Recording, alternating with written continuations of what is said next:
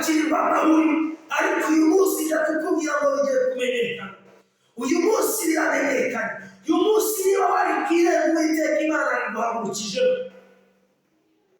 Imana nigutabara abantu bawe batazagira niyo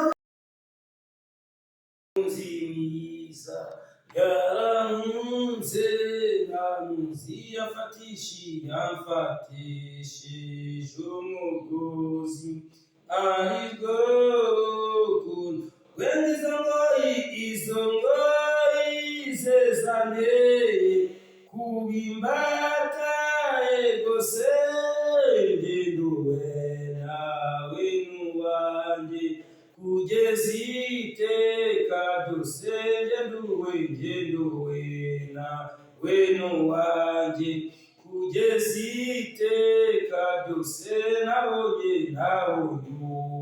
umukunzi mwiza kera yaramfiriye yaranguze yaranguza nk'ubugingo nawe yaranyiraye n'ibintu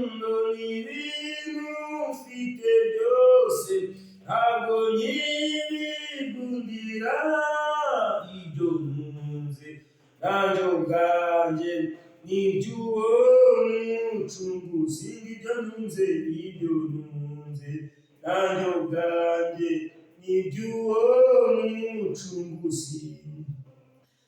Turabashuje mu izina ry'Umwami wacu Yesu Kristo w'i Nazareti, mwebwe mudukurikiye kuri channel ya Niyo David n'aba muri hirya no hino mu bihugu bitandukanye. Turabashuje mu izina ry'Umwami wacu Yesu Kristo. Tugiye kuganira ku ijambo ry'Imana rero, kandi ijambo ry'Imana twizera neza tudashidikanya ko ari ijambo ribasha kutubatura, ari ijambo risubiza ibyiringiro mu bugingo bwacu. Iri jambo tugiye kuganiraho dukurikiye rifite umutwe w'intego uvuga ngo irembo wari uriho Uwiteka Imana arigukuyeho. Irembo wari uriho Uwiteka Imana arigukuyeho. Iri jambo turarisanga mu Byakozwe n'Intumwa ibice byaho 3, umurongo waho wa mbere niwo duheraho. Wowe udukurikiye kuri channel ya Niyo David, twasoma ijambo riboneka muri Byakozwe n'Intumwa ibice byaho 3. Abantu Petero na Yohana bakiriza ikireba ku irembo ry'urusengero ryitwa Ryiza. Ngo nuko Petero na Yohana bazamuka bajya mu rusengero mu gihe cyo gusenga, aricyo saa ya 9. Ngo hari umuntu wavutse aremaye ibirenge, yarahekwaga agashyirwa ku irembo ry'urusengero ryitwa Ryiza kugira ngo asabirize abinjira mu rusengero. Abonye Petero na Yohana bagiye kwinjira mu rusengero, arabasaba ngo bamuhe. Petero na Yohana baramutumbira. Petero aramubwira ati uturebe. Ahitaho agira ngo hari icyo bamuha. Petero aramubwira ati ifeza n'izahabu ntabyo mfite, ahubwo icyo mfite nakigwa mu izina rya Yesu Kristo w'i Nazareti, haguruka ugende. Maze amufata ukuboko kw'iburyo aramuhagurutsa. Uwo mwanya ibirenge bye n'umugombambari birakomera, arabadaduka arahagarara, aratambuka yinjirana nabo mu rusengero, atambuka yitera hejuru ashima Imana. Abantu bose babona agenda ashima Imana, baramumenya ko ari we wajyaga yicara ku irembo ry'urusengero ryitwa Ryiza asabiriza ngo bamuhe. Barumirwa cyane, batangazwa n'ibimubayeho. Twakire neza ijambo ry'Imana. Imana ishimwe cyane. Haleluya, haleluya. Ijambo ryatubwiye ngo Petero na Yohana bakiriza ikireba ku irembo ry'urusengero ryitwa Ryiza. Uyu muntu wari ufite uburema ababaye cyane, Bibiliya itubwiye ko yahekwaga ngo agashyirwa ku irembo ry'urusengero ngo kugira ngo asabirize abinjira mu rusengero kugira ngo bamuhe. Sinzi igihe baba baraherekewe, ariko password se cyangwa gishaje nuko uwaguhekaga uyu munsi wa none agomba kugushyira hasi, kubera ko Imana zahageze. Igihe uhereye ku irembo usabiriza, yari irembo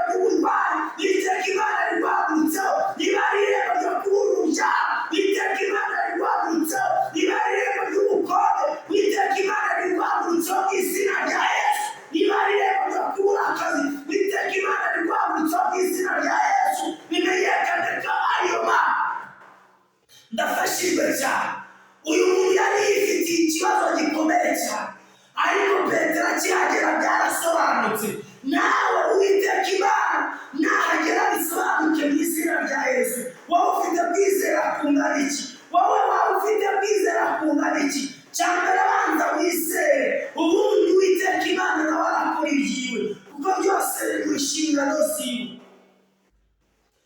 Ariko uyu muntu nubwo yahebwaga, igitangaza cyarakoretse Petero ahageze. Nawe Yesu nahagera igitangaza gikoretse mu izina rya Yesu. Aho wabonaga nta nzira, inzira ziharuwe mu izina rya Yesu.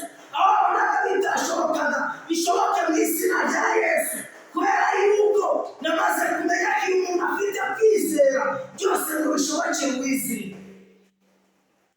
Ijambo rikomeye cyane, ngo abantu benshi bajyaga babona uyu muntu wicaraga ku irembo ndetse n'ahepfo, batunguwe no kubona ngo ahagurutse. Amaze guhaguruka abona yuko nta bidahagije ngo yinjirane nabo mu rusengero. Arababwira ati, dore njye nabereye ndi ku uyu musozi wo ku irembo, ndashaka kugira ngo twinjirane nabo mu rusengero, kugira ngo n'abandi bansuzuguye babone yuko hari icyo Imana yakoze. Ijambo ryatubwiye ngo abamubonaga ari ku irembo ngo baratunguwe cyane. Nje kukubwira ngo abantu bagiye gutungurwa. Uwiteka Imana yahinduye amateka y'ubuzima bwawe. Nje kukubwira ngo abantu bagiye kuryana inzara, bibaza uko byagenze. Ayiwe data nyir'ingabo, ndakumva Mesiya. Uyu muntu udakimara kwinjirana nawe mu rusengero, hajeho kumushidikanya. Baramwita, ariko se uriya ni wa wundi cyangwa si we? Ariko nawe kubera hari igitangaza cyari cyakoretse, yabakuye mu rujijo, abakura mu mbaga. Arababwira ati, ni jye wa wundi mwasuzuguye. Arababwira ati, ni jye wahinduriwe amateka. Arababwira ati, ni jye wa wundi wahekwaga, ni jye wa wundi wicaraga ku irembo. Nawe Uwiteka Imana nabona ubutabazi, Uwiteka Imana nanyuranye ibihe n'iminsi, nawe bakure mu rujijo, wabwira ati, ni jye mwari muzi ko bitazashoboka, none byarashobotse. Aho Yesu yageze biremera. Aho Yesu yageze byari bisobanuye birasobanuka. Aho Yesu yageze aho wasereye, uwo munsi igitangaza kirakoreka. Wowe udukurikiye ku mpera y'isi, waba uri muri Amerika, waba uri muri Mozambique, muri Australia, tuje kukubwira ngo Uwiteka Imana irembo wari uri hari gukuyemo. Ubwo nibwo buhanuzi butavanye. Wasenze kenshi, uhabwa amasezerano menshi, upakirirwa amahuri, ariko uyu munsi njya kukubwira ngo bigiye kumenyekana. Uyu munsi biramenyekana. Uyu munsi niba wari ku irembo, Uwiteka Imana ariguhagurukijeho.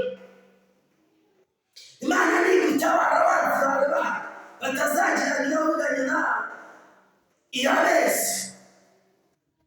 Tugiye gusengana Imana, tugiye gusengana Imana. Aho wari ucitse intege, wumve ko byose bishoboka. Wumve ko hari irembo Uwiteka Imana amukuye. Mana, mu izina rya Yesu, izina rifite ubutwari ndetse n'ubushobozi, dusengera abantu bari baheze ku marembo y'ubuvugo, dusengera abantu bari baheze ku marembo yo kubura urubyaro, dusengera abantu bari baheze ku marembo yo kubura ubwishyu, dusengera abantu bari baheze ku marembo y'ubukode, dusengera abantu bari baheze ku marembo yo kubura akazi. Mu izina rya Yesu, uri Imana itanga akazi, uri Imana itanga urubyaro, uri Imana itanga amazu, uri Imana yishyura amadeni, uri Imana ikura mu rujijo, uri Imana yishyura minervari, uri Imana itanga ubukwe, uri Data wa twese, shoboye byose, nta kijya kikunanira. Bonesha tayasigamano, reka umanure ubutabazi aho bitashobokaga bishoboke, reka umanure kugirirwa neza aho bitakundaga bikunde. Mu izina rya Yesu Kristo wa Nazareti, bimenyekane kuri Imana.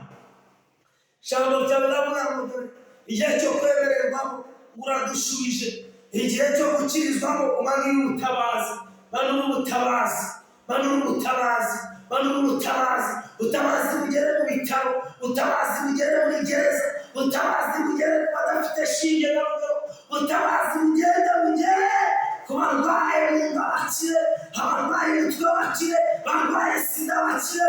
Mu izina rya Yesu Kristo, bimenyekane kuri Imana. Urakoze rero, ngaho tutegeke mu izina rya Yesu Kristo, amen. Waba ukeneye kudukurikira kugira ngo tujye tugufasha mu gusenga. Twatanga nimero ni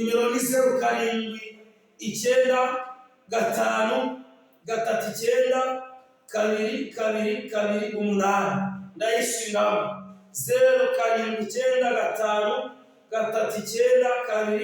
0775392228. Airtel Tigo ni 0736546555. nayo ndayisubiramo ni 0736546555. murakoze cyane, Imana ibahe umugisha.